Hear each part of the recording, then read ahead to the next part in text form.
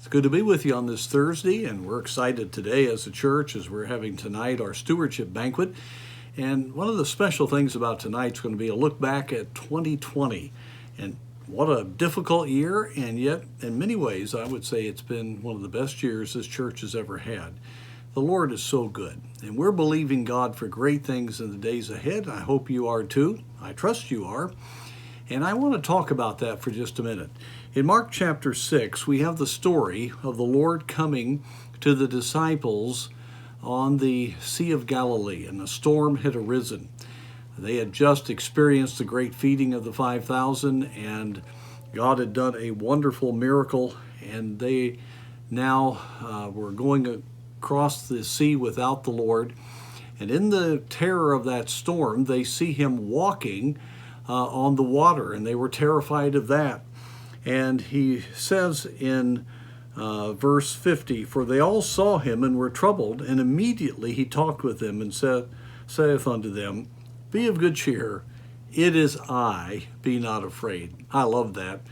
When he's there, you don't have to be afraid. It is I. The minute we're aware of Jesus, really fear should go away. But the thing I want us to see is that he is concerned because verse 52, "For they considered not the miracle of the loaves, for their heart was hardened." You know, it's amazing how we quickly forget. God delivers us. First of all, we're saved. That is the biggest miracle we'll ever have. But then there are those steps of faith, and God changes us, and then God answers prayer. And as we talked about in this last year, right in the midst of some very difficult times, God's been working. He has been just making things possible for us to move forward as a ministry and for families to move forward. And for you, I'm sure God's met your need. He's promised to do so. And you know, we can have a great miracle a week before the next trial comes, and they get all afraid because our heart becomes hardened through self-trust, and we forget what it means to walk in dependence upon God.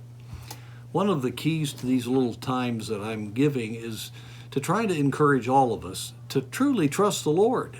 He is immutable. He's on the throne. We've said all those things. He has made great promises. Life is all about accomplishing His will.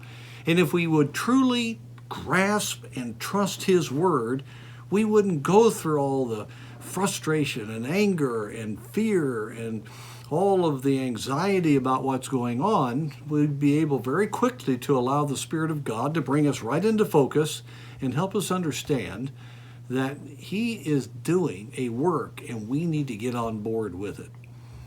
And He deals with the disciples, and He rebukes them in another case earlier in Mark when they were on the storm and He was in the boat, and He says, "Where's your faith? If I'm with you and I have done miracles that you've already seen, why cannot you believe me instead of letting the circumstances throw you?" And these were very real circumstances for these men. And for all of us, we're in some difficult circumstances. But we've got God with us. "It is I," He says. Or He's in the boat. He's right with us, and we can be fully assured that He will take care of us. He will do exactly what He has told us He would do. He'll keep multiplying the bread and the fishes. He's going to keep calming the storm. He is going to keep working in the hearts of kings. He is going to keep, above all, the work of God going forward. And we need to rejoice that Jesus is with us, and let's remember the great miracles that He has done.